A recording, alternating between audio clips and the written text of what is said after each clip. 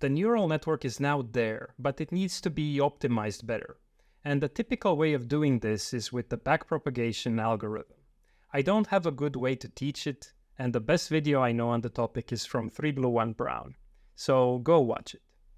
What we'll do is use backpropagation in Python. There are some JavaScript implementations as well, but I want you to see that you can combine programming languages like that and use their strengths when needed. Python has many machine learning libraries. We'll continue to use Scikit-learn because we used it in phase 1, but others are more popular nowadays, I think. It doesn't really matter. All we need is something that gives us good weights and biases, and paste them into our model. Now, get ready to blur the lines between programming languages. Get it? Blur the lines? Because no.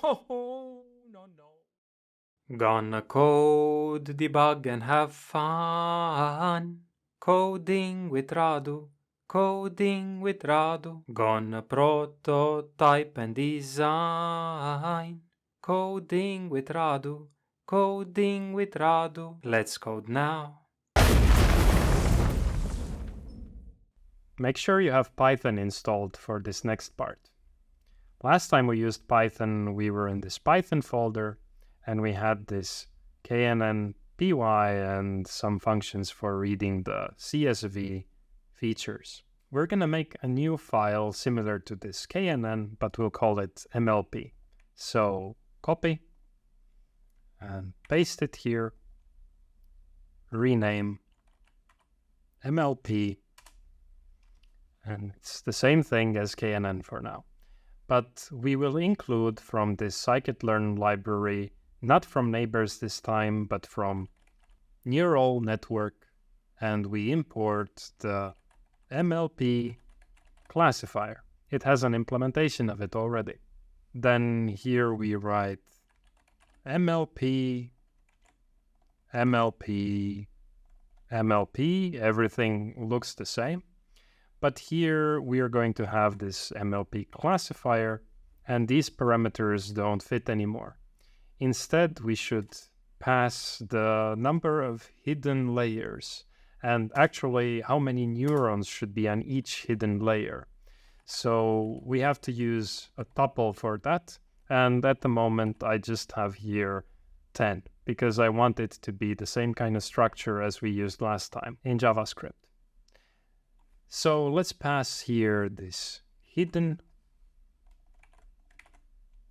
and now we can test. So let's open a terminal.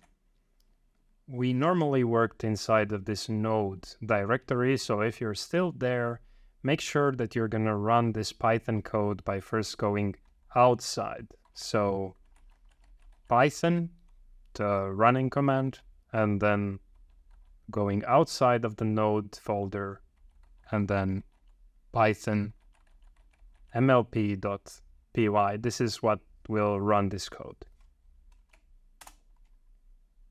And looks like we're getting something really good, 61%.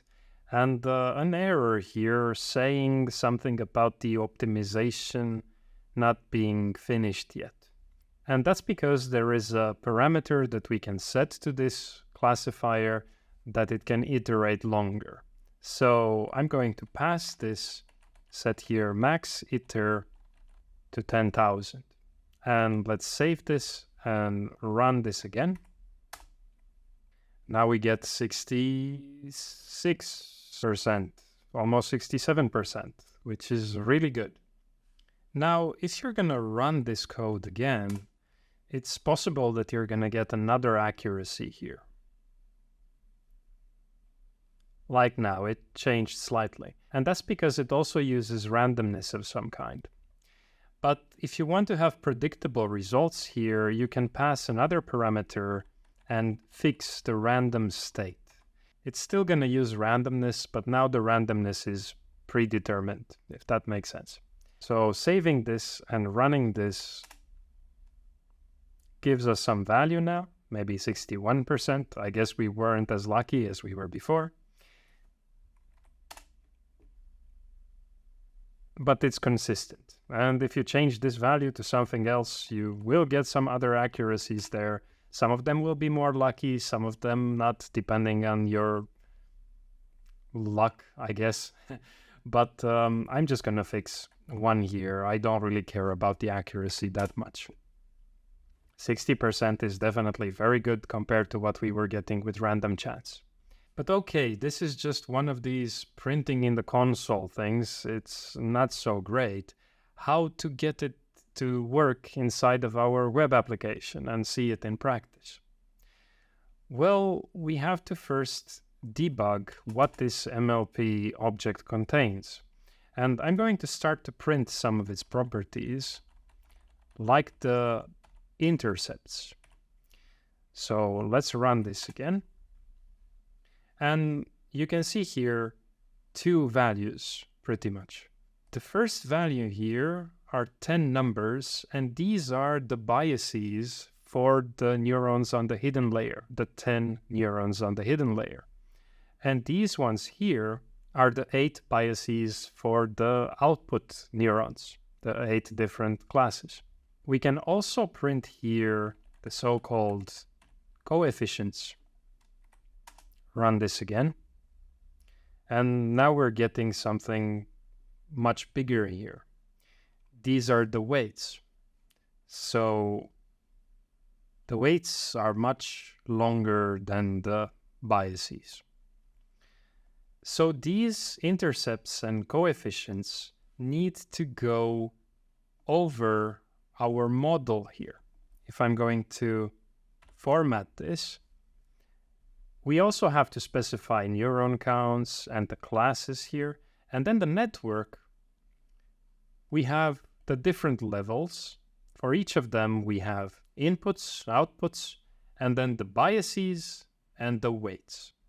So the intercepts and the coefficients are going to be the biases and the weights. We need to fill those in here for all of the levels.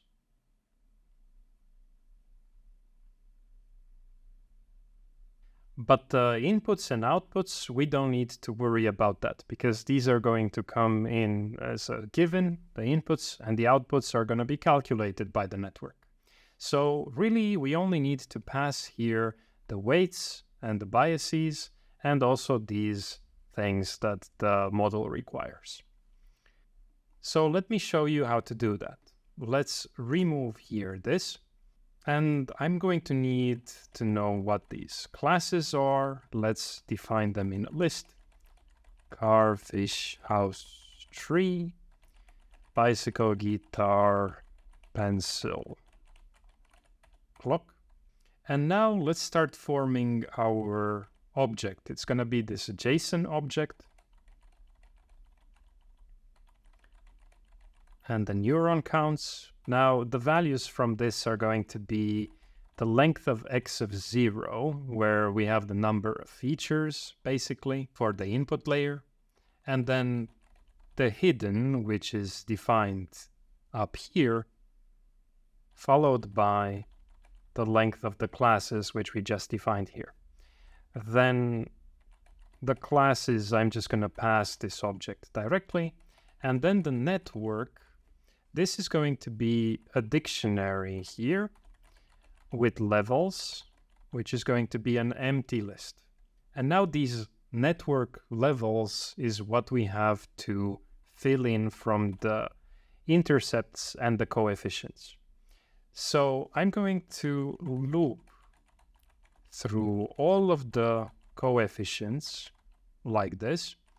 And let's define the level with the weights, and I'm going to convert these coefficients into a list, and I'm going to do the same thing with the intercepts, like so. And inputs is going to be just zeros. I'm just going to multiply them by how many coefficients there are, and outputs, I'm going to multiply them by how many intercepts there are. So these are just zeros. And then we need to append this level to our JSON object network levels.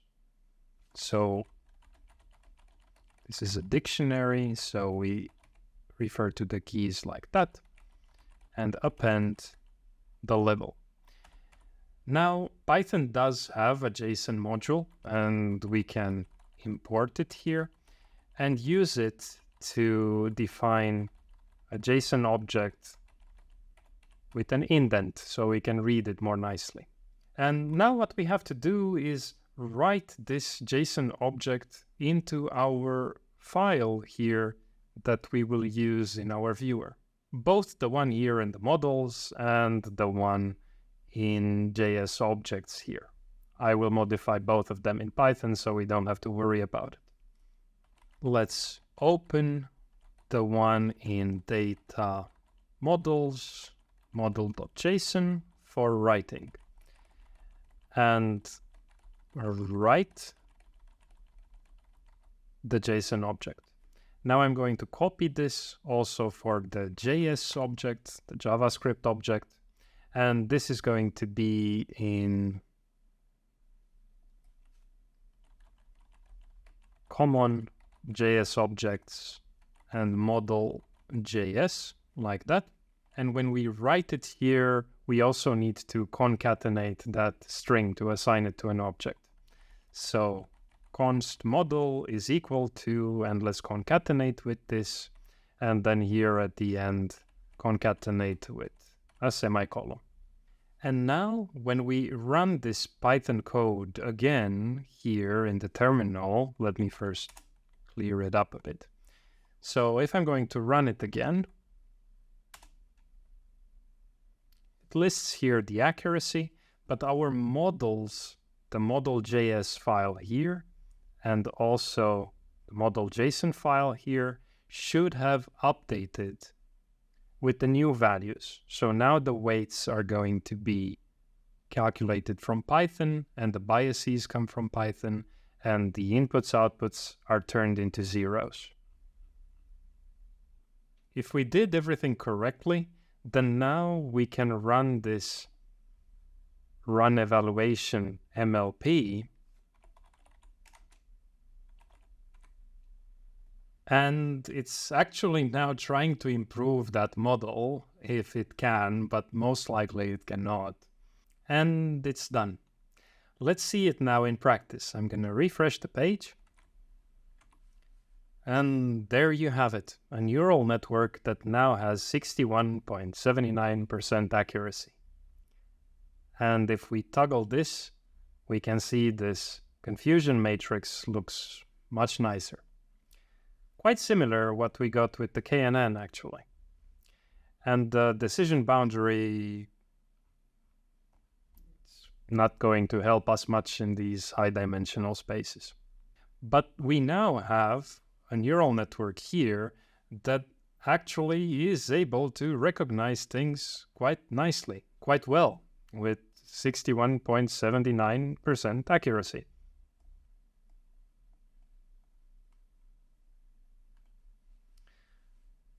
Nice.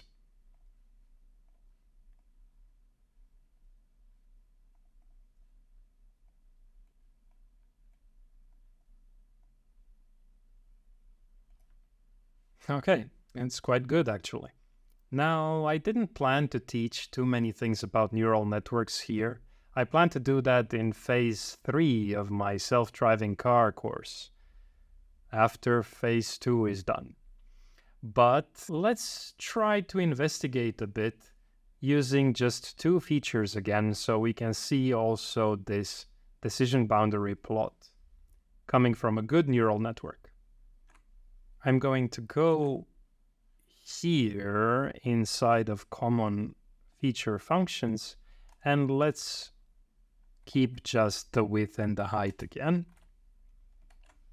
And now let's do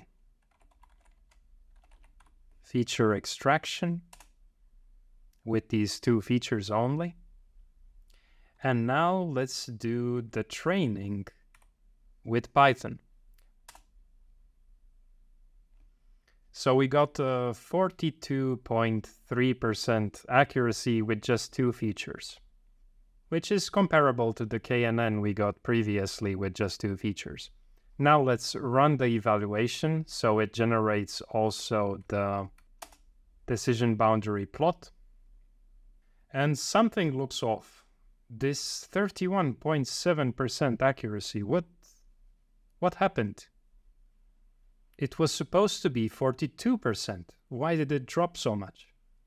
Well, turns out the reason is the activation function that this MLP classifier uses by default is the rectified linear unit.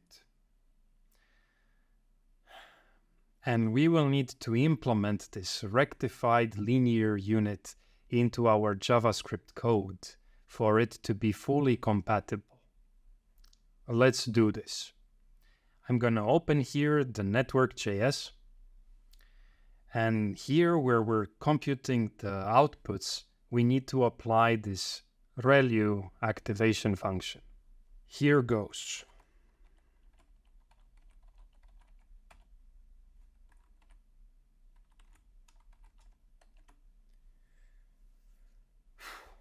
Done.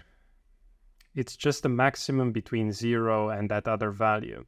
It doesn't like to have negative values here. So let's save this and now run this evaluation again. I should really turn off this trying to optimize here. Let me go to run evaluation MLP, and here where we're doing the fitting, I'm just going to decrease this value by a lot. Let's say I will remove it so it defaults back to 1000. It's going to be almost instantaneous. Okay, and now you actually see here the accuracy being 42.4%. So the same as we got in Python. And now let's test on the web page. There's the network. And if we toggle the output, it looks okay for just two features, the width and the height. And the decision boundary plot looks like this. It's much more simple than the complex one we got previously from KNN.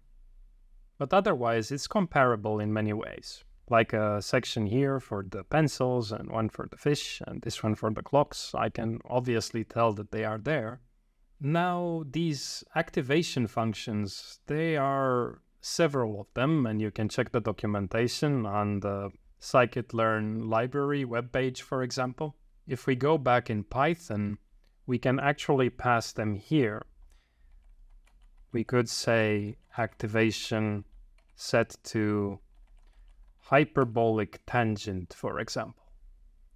And this is going to be, again, one of those really difficult ones to implement. But let's see first if it works. So let's try the hyperbolic tangent now in Python here. It's not a big difference, but I want to show you just how the decision boundary looks different. Now let's implement this hyperbolic tangent in JavaScript. And the good news is it's already there. The math library has an implementation of it, so we can just call it directly here and remove that 0 that we used for the max previously. Now let's run also the evaluation here so that we get a new decision boundary plot.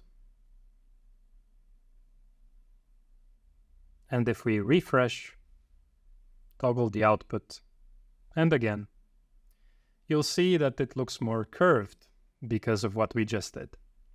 I think this way of learning is really nice, and if you're going to go deeper and study the mathematics behind the things, you're going to have an intuition of what to expect. But yeah, let's add all the features again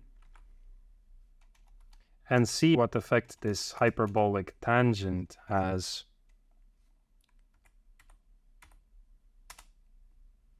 on all of them.